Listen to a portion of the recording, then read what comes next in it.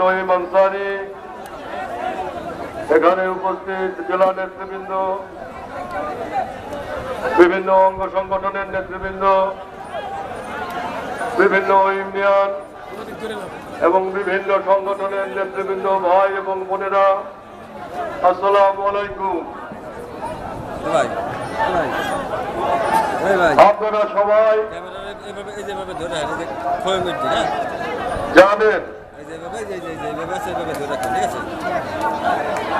বহুদিন পর 17 বছর পর আমরা এইখানে আজ একত্রিত হতে পেরেছি। গত 17 বছর আমরা এইখানে সমাবেশ করতে পারি নাই।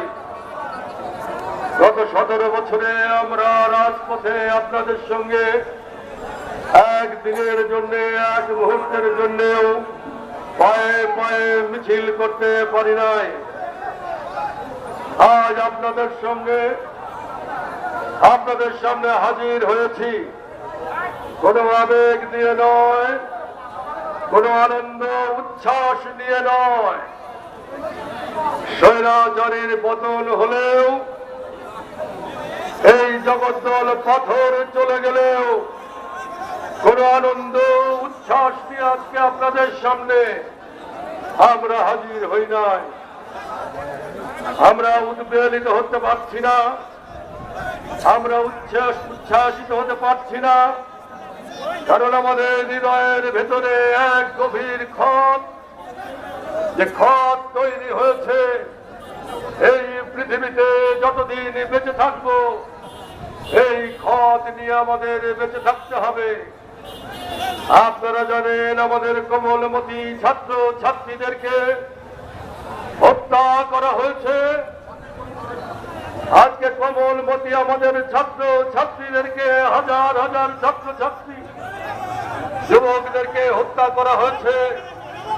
আজকে তাদের রক্তের উপর দাঁড়িয়ে, আজকে তাদের আত্মার উপর দাঁড়িয়ে আজকে আপনাদের সামনে হাজির হয়েছি। বন্ধুরা, আবার ঢাকার গত কয়েকদিন আন্দোলনের সমস্ত ঘটনাবলীর সঙ্গে আমি জড়িত ছিলাম। আমি কাছে থেকে দেখেছি কিভাবে পাখির মতো গুলি করে মানুষকে হত্যা করা হয়েছে।